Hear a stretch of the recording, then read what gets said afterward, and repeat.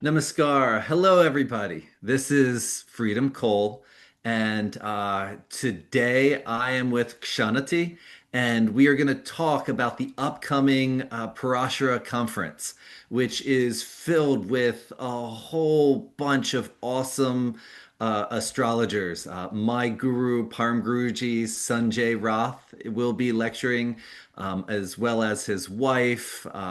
Handful of other well-known and respected astrologers will be there.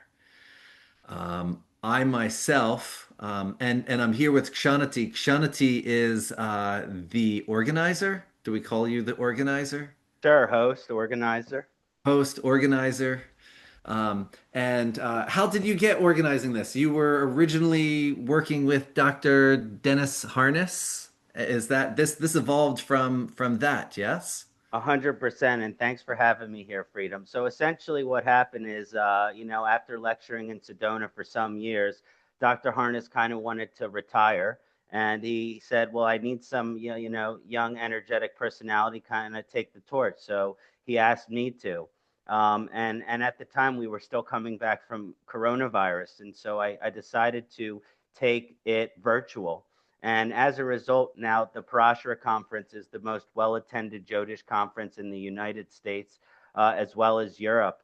And so we have over 30 faculty members from 11 different countries. And so it's very internationally diverse, a lot of different lineages and a lot of different schools or forms of Jyotish here. So very excited to be hosting the fourth annual Parashara Conference, and this is your third year presenting in a row. And I'm really excited to have you discussing your topic of narcissism and other personality disorders with your student Zelda. I would love to hear more about that. I'm just so juiced up. Yeah. And so I originally picked the title Narcissism and Other Personality Disorders. I think I'm just going to be really focused on narcissism. Hmm. As I started to prepare, I realized, wow, there's enough here that we don't even have to step into the other personality disorders.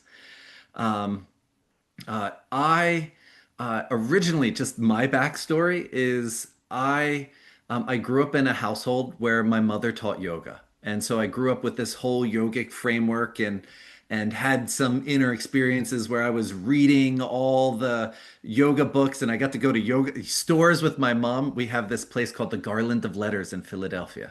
Are you I'm familiar with it? aware. I live in Philly too, so I And, get it. and so we would drive up there and I would get books on chakras and breathing techniques. And so as a teenager, I was just deep in that. And I met Baba Haridas of Mount Madonna.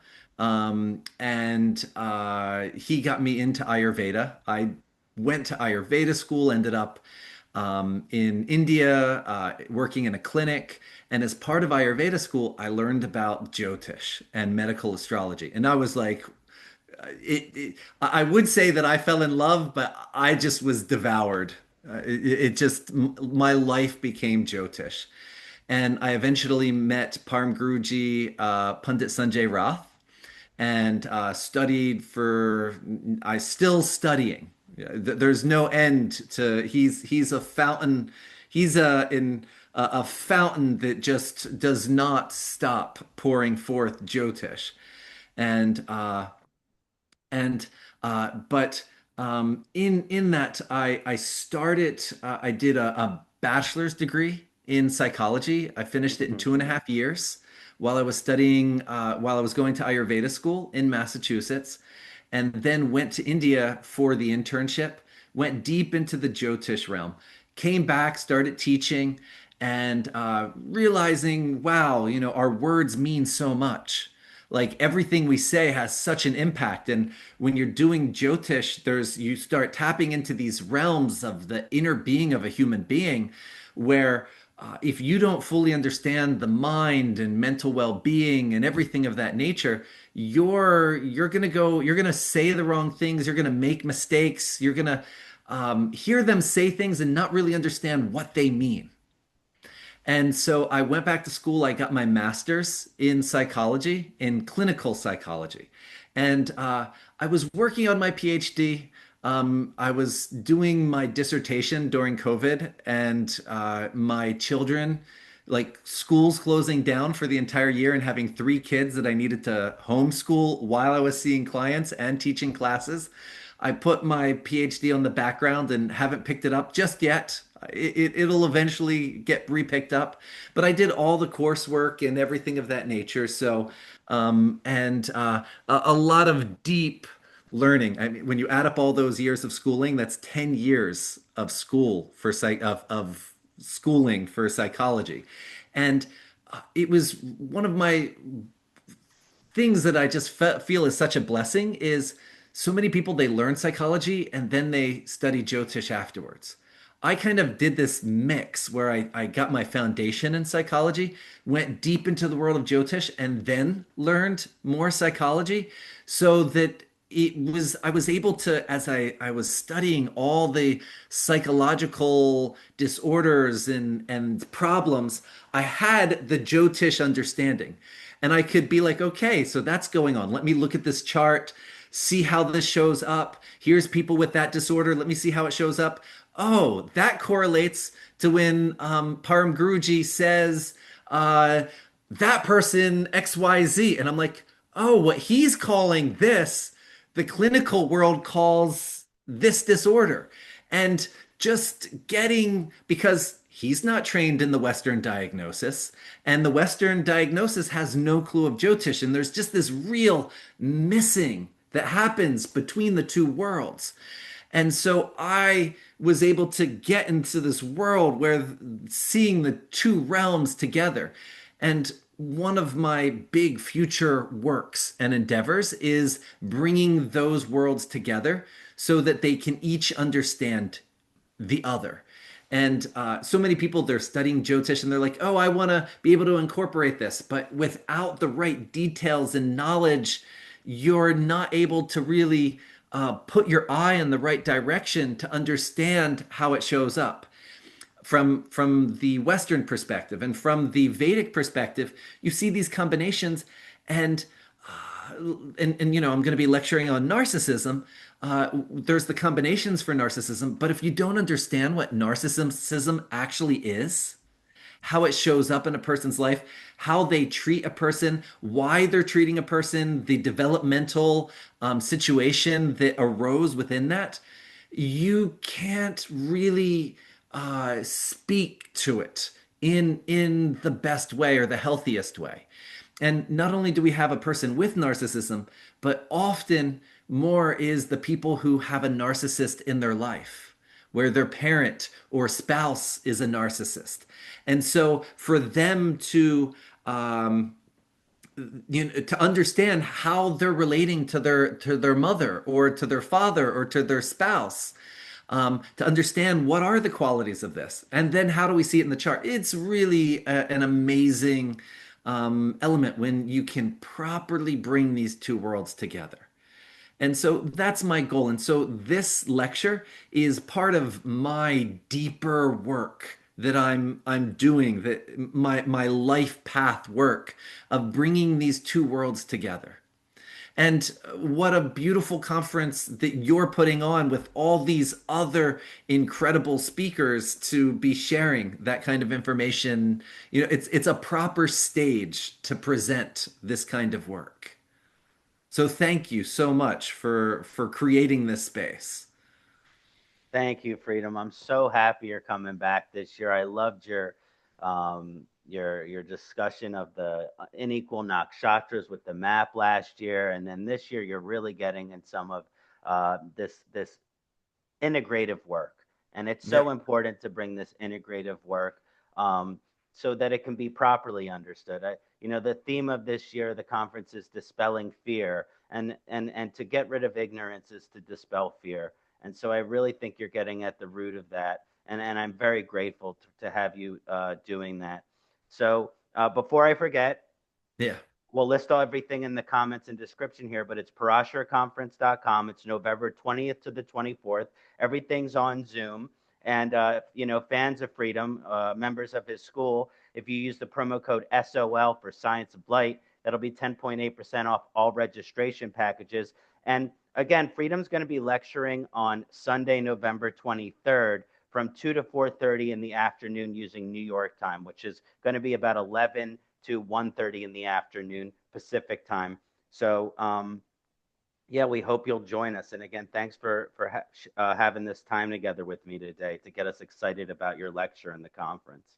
We got to add that it's me and Zelda will be lecturing. Of course, your And student Zelda Zelda. is one of my senior students who has been doing extensive research on narcissism.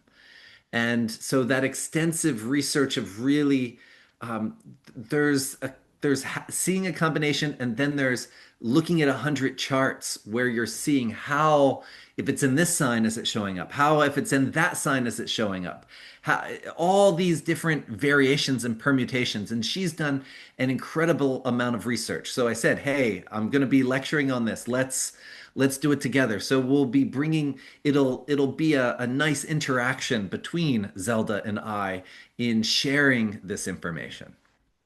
I mean, Um, that's so make it, essential yeah, too. Because yeah. one of the things I've been doing with these conferences every year is for every senior astrologer bringing in their students. So I'm really, because right there's this going to be this generational shift eventually with our community. So I'm really happy you're bringing your student to share her wisdom and research as well.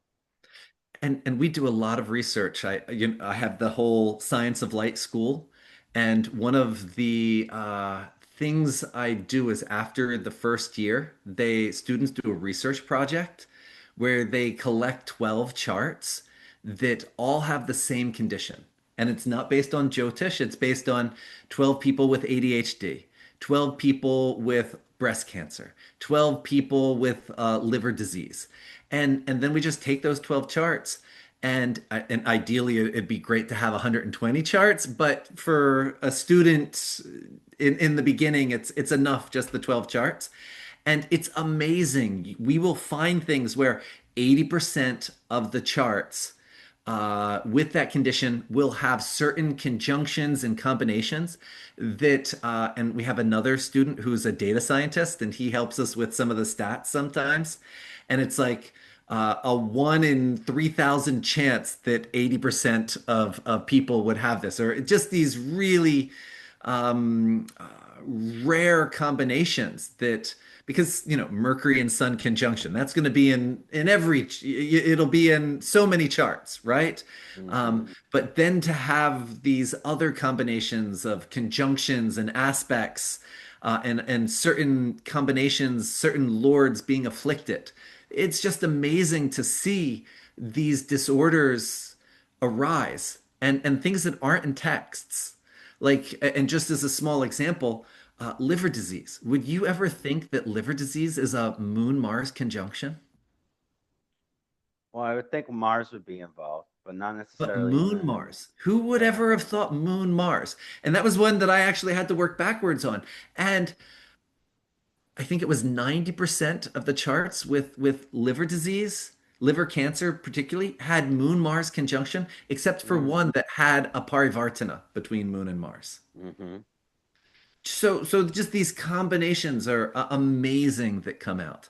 And so we'll be sharing both from the Western perspective of what narcissism is, how to deal with it, how to address it, what happens when it's in a person's family, as well as all this research of what we understand of how it shows up in the chart, and bringing from the tradition what the tradition says and sees so that we get a Vedic perspective as well as the Western perspective. Awesome, and I love how evidence-based all of this is, you know. Yeah. You've seen my work. Yeah, I believe that we can approach Jyotish from 100% rational perspective. Like we can be rational, logical, scientific about this. perfect, perfect. Thanks again for this preview, Freedom. I'm quite excited, and as of this recording today, 33 days away from your lecture. So 33 days. And let's see, the actual date that Zelda and I are lecturing is Sunday, November 23rd. It's a 4-day conference, and you put me on five as days, 5 days. 5 days. 5 days. Wow. 5-day conference. I have it marked off in my calendar that Um, and and am I on Sunday as a finale? Is that Sunday No, as there's Monday is the finale. Actually, Monday? Sanjay presents Monday morning. Yeah. Okay.